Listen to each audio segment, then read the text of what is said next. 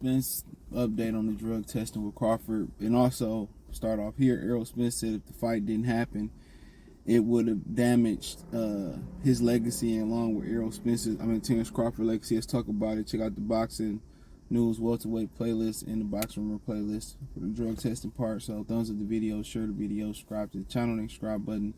It's the bell icon button. Don't forget to check out my new channel. I'll talk a lot of men's talk over there. It's real life situations.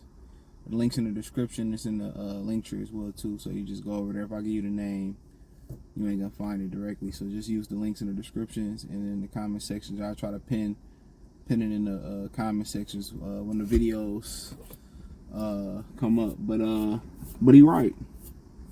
You know, some people, you hear him talking about money. Well, he cares somewhat about his legacy. Like I told you, you can monetize your legacy, especially when it's done right and when it's said and over. I always say this: Muhammad Ali, well, he didn't retire off what he made in boxing. He retired off his fame. He sold the rights to his name. That's why you see him on Fubu Platinum and the jackets and all that. He sold the rights to his name. That's what ninjas don't know. You know. So without him having the charisma and without him having the career, the legacy that he had, it wasn't nothing important. It didn't matter. Same thing with Mike Tyson. Mike Tyson became, something bigger than boxing. That's why Mike was able to fumble almost $1 billion gross and then come back and still be all right. He just turned 57 the other day. Happy boss day to Mike Tyson. Turned 57. But they hear what people say. They hear the criticism. They really do. They hear the criticism. They hear people talking shit. They hear people saying, well, this fight gotta happen. This fight better happen. Why shouldn't this fight happen? They hear all that shit, y'all. They hear all that. They hear it all. He understands that. He understands that it gotta happen. It had to happen. And just for his family name, the legacy, being a junior and your family name that you carry, it had to happen. So at least it might be some hope for boxing yet again, that these dudes really care about legacies and really care that this fight had to happen for the fans. And he knew no matter if he jumped up and fought Canelo, he didn't have nothing else to fall on. They could talk about Crawford resume not being filled with names, right? But his resume don't have nothing concrete to fall on either. He didn't retire Manny Pacquiao. He didn't fight Keith Thurman. Everything else is something that already had been done under the sun. If it was Ugas, it was Danny Garcia. No matter who it was something that was already done. This is something to spiritual, right? I might even spiritually break Terence Crawford. Breaking down Terence Crawford and beating him. That's something that you can fall back on all the time. Now you can go up and take a risk versus Canelo Alvarez. Now you can take that risk. Now it makes sense a little bit more, So, but yeah, you want to make sure your legacy intact. You don't want to leave too many stones unturned, because this is you can cash that ticket in like you cash it at the casino, like you can cash it in at the casino, window. So. Yeah, you can cash that ticket in. That legacy, that legacy equal money. That legacy equal money. So it's important that he took in consideration to the other fans, and it's important that he took in consideration, most importantly, his legacy. That's most important. Because one day, if you do it right, you will be able to make money off your name forever and ever and ever. Ever.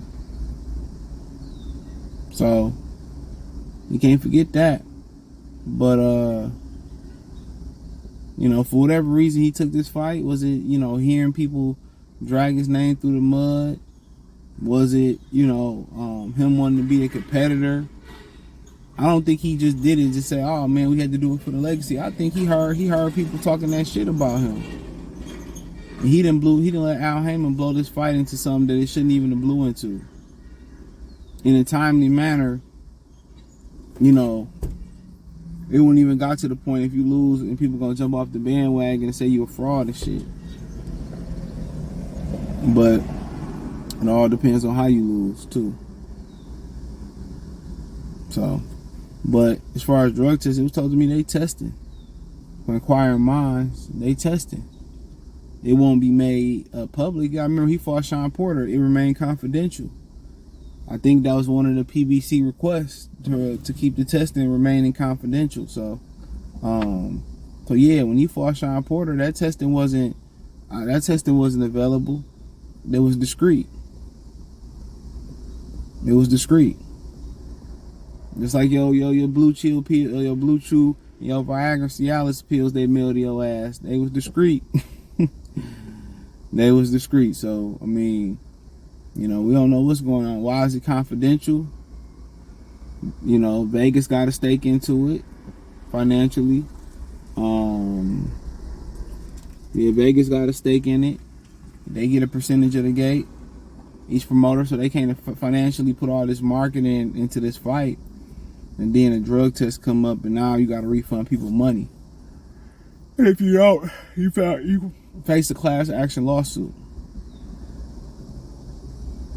So they probably got some secret paperwork. Say if he tests positive, this the protocol. You get 10% this purse or 20% this purse or something like that. That's the only way I could think of it. And they want to sweep it up under the rug and like nobody know. They don't really care about drug testing, bro. All they care about is their bottom line. But they testing. And I didn't ask if it was VADA or USADA. But Errol Spence has been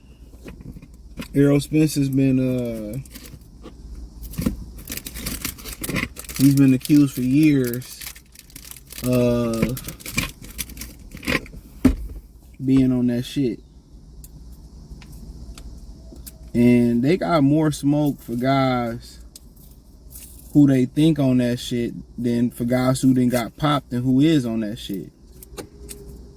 They do more assuming when it comes to those guys than prosecuting when it comes to guys who been popped, who we know been popped.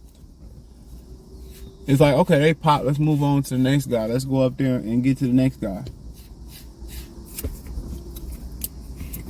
But for them,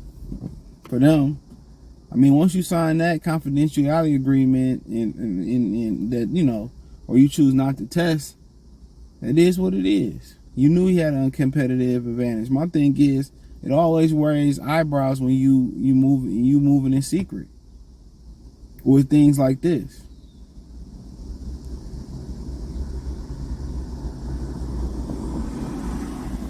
It always raises eyebrows.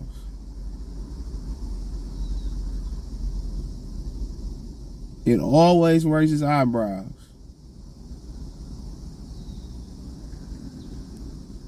Always. Why does it have to be confidential? Why can't it be made public like everybody else? What are y'all doing? But shit, you gotta remember, Al Heyman trying to feed Errol Spence to Canelo Alvarez. You gotta remember that. He trying to feed Canelo Alvarez. Errol Spence. He will feed his young for money. Al Heyman care about the bottom line, the green, the money, the guap. That's what Al Heyman care about. Al Heyman care about the money. Simple as that. He will sell one of them ninjas into slavery for the dollar. And I always tell you, God, people like that are very, very dangerous. When you dealing with people who, women, friends, security, when all they care about is the money, When all they care about is $1, what if somebody come with more money? Your security gonna set you up. What if a dude, you built a family with a woman that's all she care about is money, and so another ninja come around with more money? Come on. I always tell them, love them with your cash, never love them with your heart. But you gotta understand too, when you got somebody that's just moved by money, you gotta, cool, you want to deal with them, but you gotta know you can't trust them. You can't trust them. Now Heyman gonna sell them boys out for the highest dollar. It's just what it is. He look at it as a business. And once you look at the world through a capitalist mindset or through a money mindset, bro, everything become business. You start looking at the world a lot different. Your mentality change. That's, to me, capitalism world is a capitalist world is more grimy than the street world. It's just that it's more on an intellectual level. But hey, it is what it is. Thumbs up the video, share the video, subscribe to the channel. Next subscribe button is the bell icon button. Hit all notifications, increase your chance, get notifications. We go live and drop video. Financially, want to support the channel? Cash App, $CJ Good 313, Venmo CJ Good 313, PayPal link in the description. Hit the link tree, find me on Twitter, Instagram, Spotify, Anchor, Cash App, Venmo, PayPal, Apple Podcasts, Google Podcasts, the whole nine. Don't forget to check out the new channel. The link's in the description. Peace.